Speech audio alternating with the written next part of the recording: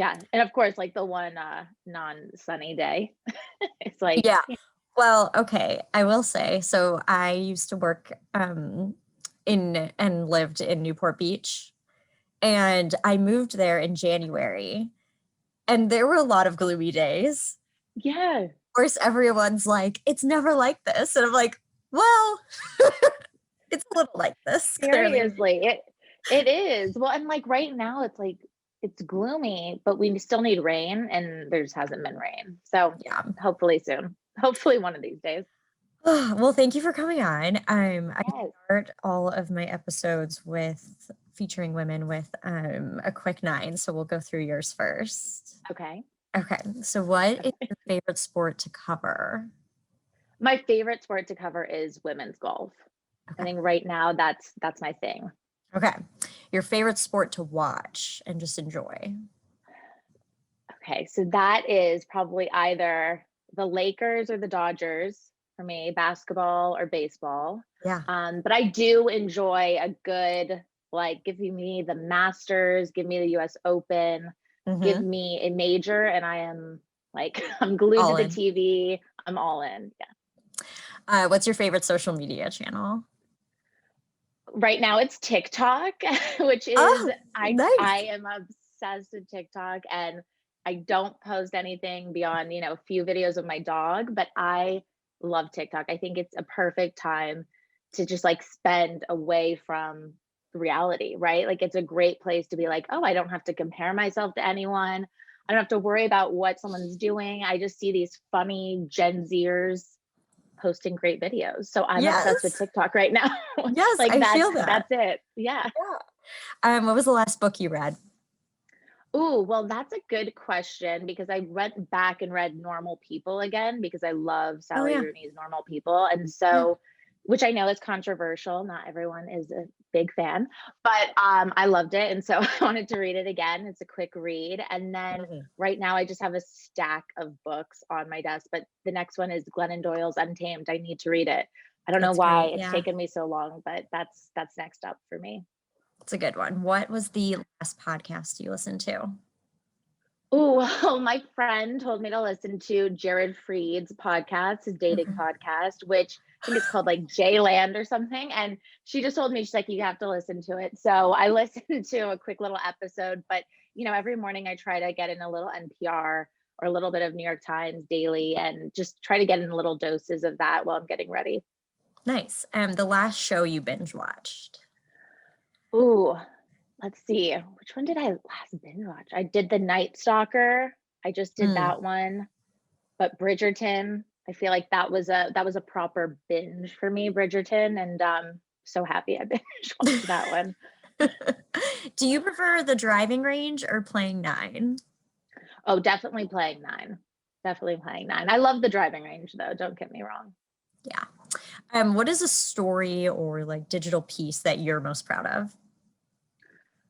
That's a hard question. I think last year I did a piece on the NBA women's coaches. There was 11 of them, and we did a huge package about just how they got there, and they were little vignettes of each of them, and we did these beautiful portraits. But that was a piece for me that just felt like it was super inspirational and impactful. So I was really happy of that. But I think the one that will really forever stick with me is my New York City Marathon final finishers piece. I Mm. reported on the people who finished last in the New York City Marathon. And, we were out there waiting and watching and hoping that these last place finishers would talk to us. And they all had really incredible stories. And so it was exactly what, we imagined, my photographer and I. And some people, they didn't know if they were going to finish. Sure. One man does it backwards. He has cerebral palsy. He does the whole race backwards in his wheelchair.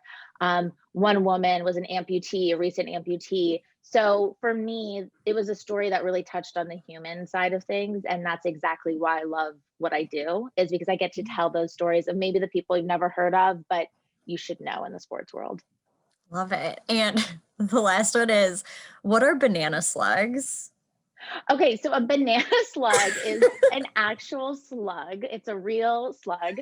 And it looks like a banana, and they are all around Santa Cruz, and they are in the redwood forest. And I suggest everyone Google banana slug to find out, because they look like bananas, and they they're just, they're totally hippie creatures, which is perfect for Santa Cruz because I don't think they have any known predators, and they're all around campus. When it rains, you see them, and you're in the redwood forest, and then you just see a huge yellow slug, and that's a banana slug. I love how much It's passion you gave to intimidating. that. You gave a lot of Well, passion into that answer. as a Santa Cruz alum and someone who played golf at Santa Cruz, I have to, defend my mascot. People are always hating on the banana slug, and it's unique, right? And it's a good conversation starter. I love it. Okay, so what is your history with golf? When did you start playing? And, when did you know you wanted to play in college? So I started playing at the age of 13, Okay. and That's I like was late. already playing. It's right. It is considered late for golf, right? Because a lot of people in elementary school they're playing, or even younger now. I mean, of course, we saw Tiger Woods and some others play at the age of 1, right, or Sure. before that. Sure. But for me, I was playing softball and basketball and volleyball. All the traditional sports. I was much taller, than all the other Mm, girls for my age, and then I kind of stopped growing in high school. But at that point, I was tall, so I thought basketball and volleyball and even softball. I thought those were my loves. Those were like that was my thing. And my mom signed me up for a golf camp one summer because I'm really grateful. I live in a community in Westlake Village where there are so many great public golf courses, so many great instructors out here. It's Southern California, so golf reigns supreme, right? And for me, I thought, oh my gosh, I'm 13, like I'm about to go into college. The summer before, my mom signed me up for this golf camp. There's very few girls at the local course, and I loved it. It just like stuck. And for me, I think what it was is I was super shy. I was very independent, total introvert, but I was very patient. mm, And I like to, kind of take that time to really hone in on something. And so my mom was spot on about that. So we started playing golf, and no one in my family played. So, it was just me, and I got an instructor. And then I tried out for the golf team at the high school, played golf and softball. And then I think, it was maybe sophomore year in high school. It's like, okay, you're pretty good at this. Like sure. you have some talent here, right? And again, I'm so grateful that the high school was a great team. It was Southern Yeah. California, like the competition is great, but we had a great high school team, and I had great instructors around me. And so I thought, okay, maybe I could kind of do this more seriously. I'd decided I was only going to play golf, stop playing softball, and then, started to go through the process of like, okay, how do I actually play in college, and what's Right. that looking like? And again, the competition is hard out here. AJGA, Mm, VCJGA, playing all of those tournaments every weekend. And I was not a great tournament player. Like I would just get so okay. nervous. It was hard, right? Yeah. And I think for me, the biggest thing was the mental game. And so I remember I went to, a mental coach at one point, and no one Oh, really tells you that when you start. Like nope. you need to be prepared that it's 80% mental, right? And like almost 20% physical in a way, at least for me. And so then I started to go through the process of college, and UC Santa Cruz. I didn't even realize, you know, that was really even a school, an option for me. Sure. And then I didn't even realize they had a golf team. It was Yeah. Division 3, which ended up being perfect because I was able to, pursue my other passions. I worked at the radio station, and, Cool. I was able to have a college experience. But Pasatiempo was our home course, which is an Alistair McKenzie design. And that doesn't really get any better than that. You're Nope. in the redwoods, you're by the beach. Division 3 was perfect for me. And I thought, what a great time to like play, but not have all of that pressure, because I knew I never wanted to go pro. That was never Okay. like never something that I thought I wanted to do. Maybe in elementary school I wanted to go pro, Sure. WNBA, but that was not beyond that. I had no like pro aspirations. So Yeah. Santa Cruz ended up just being a great fit, and I'm super grateful of that time there.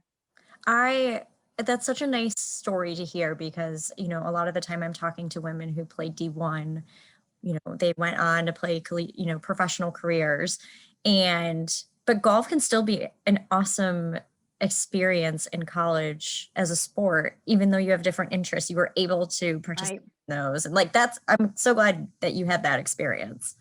Well, and I think there's a lot of, criticism towards the D3 and even D2 route. And I think a lot of people who have never even played collegiate sports are like, oh, D3, like, Sure. oh, and there's that shade. But for me at Santa Cruz, all of the D3 athletes I knew were like me. They had D1 offers, they had D2 offers, they had D3 offers. And for them, they didn't want the sport to be their entire life. Some of them have crazy burnout. Some of them, just wanted to experience other things. Some of them just loved Santa Cruz, and the opportunity presented itself and they took it. And so, it was not like any of us were just kind of like casual golfers and maybe we'll try this out, or casual athletes. It was just an opportunity. It's like, I don't need to be traveling every weekend to fulfill me at this time. And so, I mean, look, I work at ESPN now, and I think when people are D3, oh gosh, there's still that shade, but it's like, hey, let's go on the golf course now. I'll show you. You're still much better than most of the population. I'm like, I'll show you what D3 looks like. And again, if Pasatiempo is presented to you as your home course, and that's sweet. I know that's rare it's rare for any school, right, to have kind of that opportunity. But thankfully, my college coach, Paulette Para, she has great relations there. And I mean, Pasatiempo, to play there multiple times a week, like, it doesn't get better than that. It just really doesn't. Cool. Well, I saw you worked in other creative roles before you got to ESPN. So tell us the story about how you landed there. So I have always known I wanted to be a writer. I wanted to be a journalist. I just wasn't sure what route, like most journalists. And, I thought maybe I wanted to do politics. So I spent some time in DC. I interned on Capitol Hill when I was still in college and worked as a, talk radio news, kind of a beat reporter there.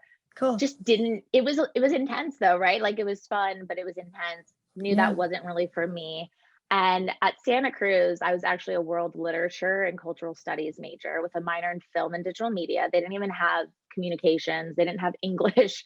Again, very different school. And, I think that actually was best for me, right? Because to be a strong writer and to be you have to have a good, strong reading background. And look, I just got to like read the best books, have the best discussions, and really figure out, what route I wanted to go. And so by the time I was finishing up my career at Santa Cruz, I thought, okay, I kind of want to focus a little bit more on journalism.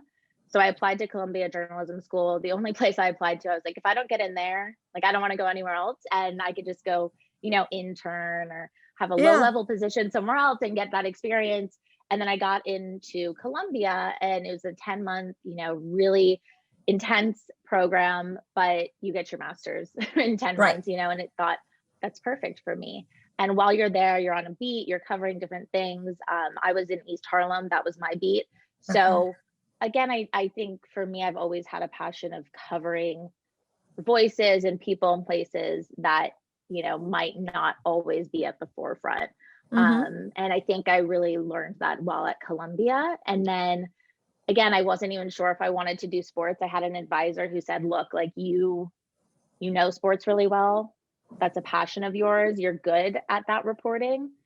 Like, lean into that a little bit more. And I think I needed that because it was one of those things where I was getting a little competitive with my other, peers. They were covering maybe these like huge investigative pieces or, political pieces or local, I mean, they just were covering an array of things. And I thought, oh gosh, it feels like sports is so, I don't know, it just didn't feel like it had that impact. And my advisor was like, why not? It can have that impact. It does have that impact. So, lean into that. And I think a huge part of it too was golf allowed me to get a scholarship to Columbia Journalism School. So I was able to get the Dave Marr scholarship, which, covered a lot of my master's degree. And so golf has kind of like led me through this entire path. And then when I got to ESPN, I started as a digital video curator. I think that's what they called it. But I was just cutting like first take videos and, just kind of like what anyone does. You get in however you can. I got my foot in the door and I knew that I wanted to kind of work my way up. Golf was always, something on my mind. I'm like, I want to cover golf to some degree, cover women in sports to some degree. And within 8 months, I was at ESPN, the magazine, as a fact checker. And I'm so grateful for that. And I, kind of Yeah. finished the magazine career because that ended last fall, or fall 2019, actually. And I was there and until the end, which was huge, which was major. And I was a reporter researcher, I was fact checker, reporter researcher, and then now I'm an associate editor and I Okay. write. So, it's just like, it's one of those crazy journeys, but you just have to get your foot in the door somehow. Yeah. And, I had that vision in mind. I knew what I wanted to do and I made sure I was really clear in my intentions always with, I want to write, I want to edit, I want to work in women in sports, and I love golf. So however I can kind of figure that out, like let's make that happen. Yeah, I love that. I mean, it's wonderful that you did have a vision in mind, but you were also open-minded into how you were gonna get into the door. Right. Yeah. Well, I think that's hard too, right, Abby? Yeah. Because you can get so stuck in like, okay, I just graduated with my master's and I played a sport in college and I did all of these things. I did all of these internships. I feel like I did everything right. And Right. then you're offered a position that you're like, what? That's all I was offered. That's what? That's Like, reality. Yeah. and it's reality. And again, I saw other friends get immediate reporting jobs right Sure. out of school, immediate editing jobs. And you can kind of get stuck in that place of comparing, but it's like we're all on different paths. And, it works out the way it's supposed to work out. And for me, look, my extent of my writing those first 8 months were headlines and captions. And so I just made sure I wrote the best headlines and captions, Right. right? To show like I can do this, I can write too. But it's just a different path for everyone. And I had to remind myself, like, you're at ESPN. So, that's It's a pretty cool thing in you itself. got your foot in the door. Yeah. Yeah. Well, if you do search Charlotte Gibson on ESPN, you get a very big variety of stories, which I really like. This morning, I read your piece. It was an interview with a doctor about coronavirus, and it was March 18th, 2020. So it was right at the beginning when everything started shutting down. But regardless, you cover a lot of different topics. And how does that work? How do you do you choose those, or what does that process look like? So I work for the digital storytelling group, and it was kind of this group that was created post magazine world. And so, Okay. we work on a lot of long form stories, stories that aren't on the daily beat. And I think, which, I love because then you get to explore different topics and they can be a little bit more feature storytelling. And then I work for ESPNW on the women's side. So most of my stories, the majority have a women's focus. And as an associate editor of the Voices column. So that's why a lot of the things I write are essay based, or Okay. columns. And, I work with athletes on these essays. So it's kind of nice. I get to pick and choose. I have a great team. I work with three really amazing women and we just kind of brainstorm constantly. We're constantly looking for the next big story. Tanika Mackey, the LPGA caddy that I just wrote about, she's a great example of someone who, I saw her at the US Women's Open with Amy Olsen, saw her on the bag, did a little Google search. I was like, there's not that much out there about Tanika, but I want to know more. And, within a few minutes, I was already in contact with my editors, my team, and I'm like, let's do something on her. So, for us, we're just we move at a fast pace, but we also are allowed the opportunity to explore those types of stories that maybe, again, you've never heard of this person, but you should. The mental health specialist that I talked to last year for coronavirus, that was brought to me by my deputy editor. And she said, let's do a Q&A on this. It feels like this is important right now. So it's a little mix of getting assigned things and just, Seeking. pitching things myself. And then also getting to edit as well. So I get to edit Sarah Spain's columns. Okay.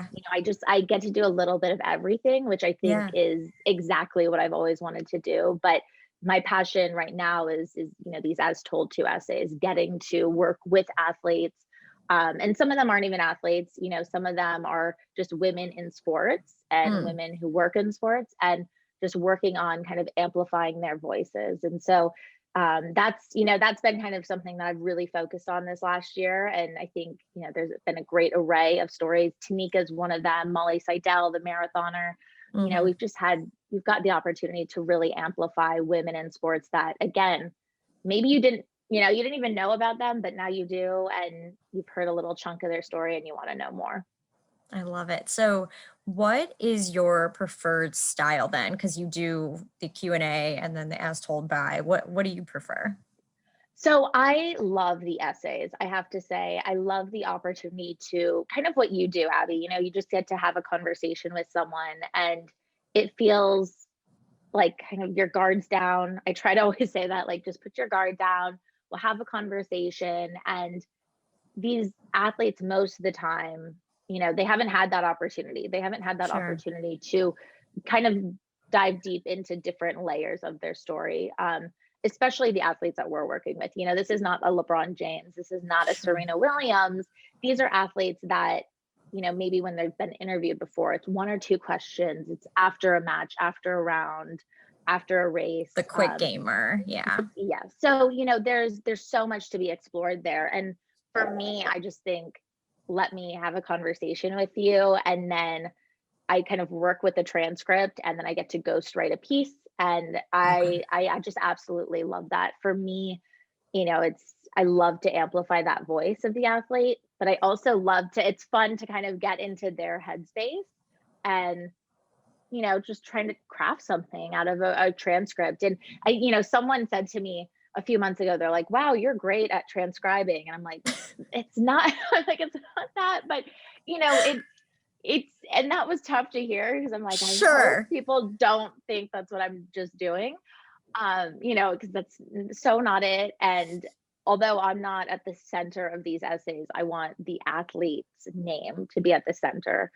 But it is really a collaboration, and it's about trust, right? It's about allowing these athletes to trust me with their voice and with what was just said. And it's like a puzzle. You get to kind of put together this puzzle, and then I get to, utilize my writing chops a little bit. Right. And so, and it's an essay. So you can be a little bit freer in the prose. And, that's, to me, that's the style that I think I just love. And, we have some great pieces coming up for Women's History Month that are more Sure. essays, more as told to essays. And so, I've just been leaning into that. But there's nothing greater than a feature story, too. Don't get me wrong. And we have amazing senior writers at ESPN who are just brilliant when it comes to feature storytelling. And I've gotten the opportunity to do great, 3,000 word features. But right now, these essays, that's what I love and adore.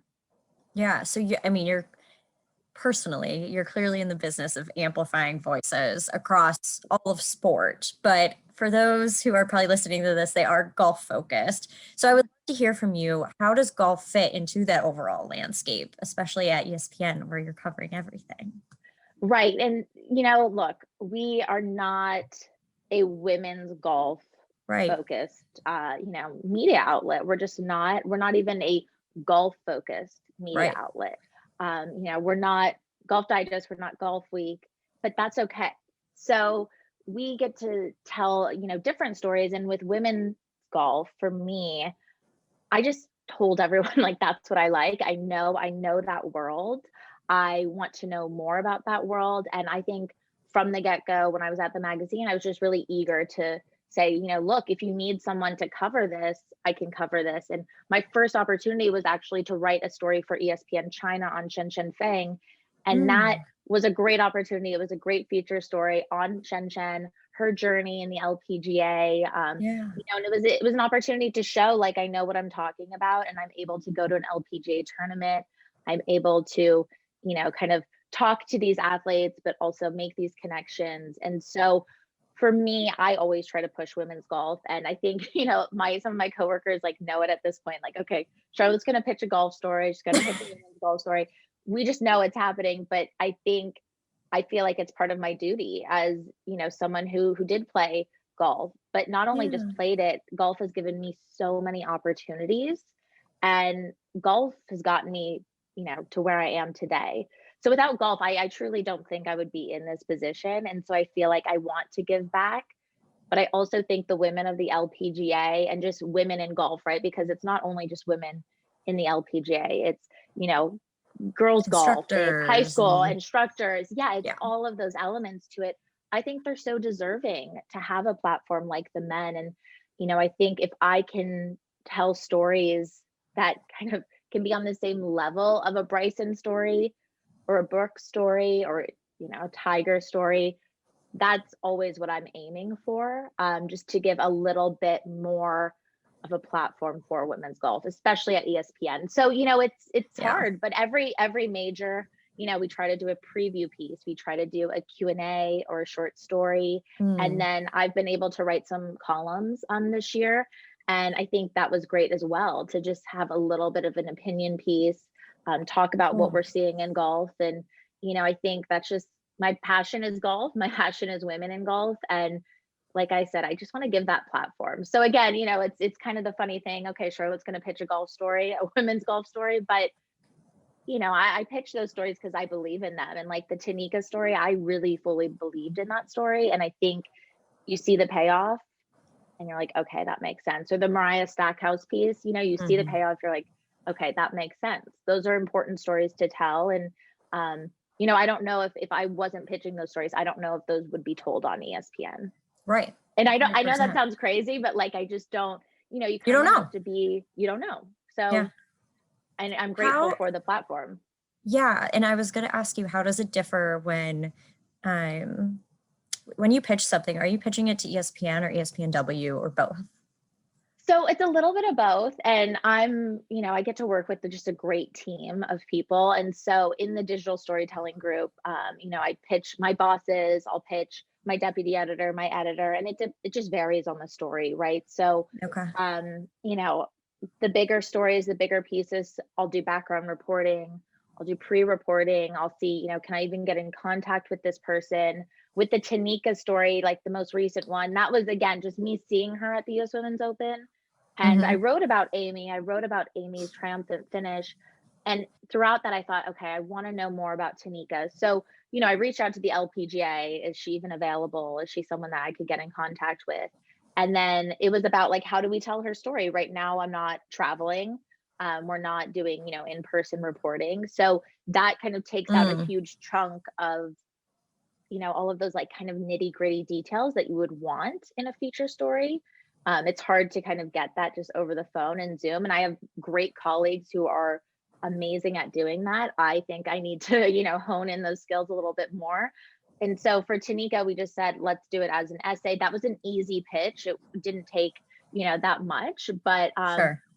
we do a pitch meeting every once in a while with a big, you know, a big group, and you present your pitch, and it's kind of scary. It's like an elevator pitch. You have to be fast and you have to have your, you know, pre-reporting, but it's a great tool to have. So it's a little mix of everything, but you know, I have to get sign off from the ESPNW side, and I have to get sign off from the digital storytelling side. And right now I think we're in a great spot where these women in sports stories are doing great, and you know, people want more. So you know, we just are kind of most of the time brainstorming, and we're like, let's see if we can follow that thread and let's see what comes of it. You noted something interesting, and I was going to ask you it next. So these stories about women in sports, they are doing well, and I think that a lot of the time helps the bottom line and the business of ESPN as a whole. Mhm. But at the same time, we are aware of the gap between men's and women's coverage in sports, like across all of the outlets. How are you and ESPN? How do you guys combat that? And of course, now that these stories are doing well, how does that help the cause? I think that's a great question because that's a struggle, right? That's a struggle for ESPNW. It's a struggle for our women in sports stories. And, you know, I think constantly we're kind of in a battle of saying, the only way that you can amplify this story is if you put it on X, Y, and Z, and if you know, Sure. bump it up the front page. And you know, my colleagues and I, we like fight hard. Don't, you know, we're not just like rolling over. We're constantly pushing for these women in sports stories. And I think something that, you know, is really important to remember is that, you know, women in sports stories aren't just Serena. It's not just Megan. It's not just Sue. It's, you know, there's so many other great athletes. And, you know, I think I would love to say like someone like Katie Barnes, a colleague of mine, they do an amazing job at stories that matter in women's sports and stories that really need to be amplified. And they work so hard to get those amplified. And I think, it's like Katie's stories deserve to be at the front as well. And my stories deserve, and we try so hard for that. And it's hard because I don't, I might not have the brand or I might not have the Mm, following that some of my other colleagues have. And so you got to do a little bit bootleg PR, right? You have to yeah. do a little bit of your own PR. And my colleagues at ESPNW, we try really hard to make sure like ESPN knows, hey, we have this story coming. Hey, it's like the NBA women's coaches, that was an easy sell because it was NBA. It was Becky Hammon. It was these stories that people wanted and knew, but sometimes a Tanika story, that could be a harder sell. Molly Seidel, that could be a harder sell. Hmm. But it doesn't matter to us. It doesn't matter if the sell's hard. We know that those are stories that matter and stories that we want to amplify. So, Good Morning America tweeting out the Tanika story, that's huge for us. Right. That's great because it's getting it in front of people too that maybe aren't just sports focused and maybe Hmm. they wanted to learn more about Yeah. this amazing woman in sports. So it's hard. Don't get me wrong. I think, we're constantly fighting that battle, but like, as women in sports, we're ready for it. And I think this past year has really shown that, there's been a lot of trailblazers, a lot of game changers, and we're not going away. Like no one, Right. the Right. more women that are in positions of power too, I think it helps, right? Sure. It helps to have more women coaches. It helps to have, women executives. It helps to have all of those people in positions to say, yeah, these stories matter. So let's push them to the front. Great. Love it. Well, back to golf. Do you still play? Yes, I do still play. And, I think it's hard because I was in Connecticut, right? And I was in Connecticut living there for so long. Yeah.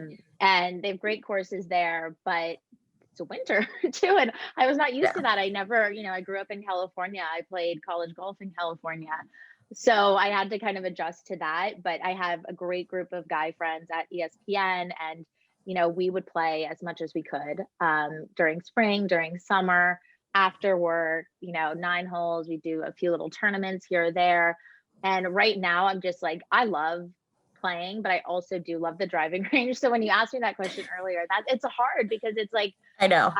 as a type A person, I do love just going to the driving range, hitting a bucket of balls. If you have a bad day, just go hitting some balls. And it took me some time though to learn how to love golf again and just play it for fun after playing competitively for so long. I Sure. still am learning how to just go out there and maybe have a drink, maybe play some music, take a cart. Like I'm still learning how to like ease back Yeah. into that. That can be Yeah. hard after competitive play, but I still love it. And I think it's like a new chapter for me, like the fun golf, like just to go out, play, and realize that the Welcome. scorecard doesn't matter. That's Yeah. kind of the thing. Like whatever my score says, it does not matter. And I had a thought the other day, like I need to get an instructor again. I need someone to look at my swing. And then I'm like, you don't. You're Right. fine. Right. Just go play. Just like go play. It's totally fine. And again, I'm back in LA, so there's so many amazing public courses out here Yeah. that I just want to play them all. I just want to get out and play them all. Yeah, there's definitely the opportunity. Well, I end every interview with what advice do you have for women who want to pick up the game, who are maybe later in or early in their professional careers, perhaps, but they're later to life in picking up golf? That's a great way to end, I have to say, because I've been thinking about this question a lot, even for myself. I think sometimes, it can feel very male dominated and it can be intimidating. You can go to a golf course, and although, you can see some of the guys on the course and maybe they're not great, it's still intimidating and it Sure. still can feel like a boys' club. And so, when I started out, I think the best thing that my mom did for me was she's like, I'm dropping you off at the course. You need to go play 18, go find a group. And I think my best advice is like, really be ready to step out of your comfort zone, but also realize that your scorecard does not matter. No one's a pro out there, you know. I mean, some people will say they are, we know that.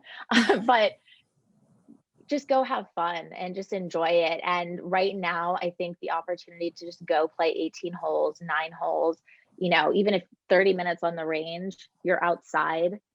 And, you know, just like how amazing and blessed are we that we get this opportunity to still be playing golf after this really tumultuous year.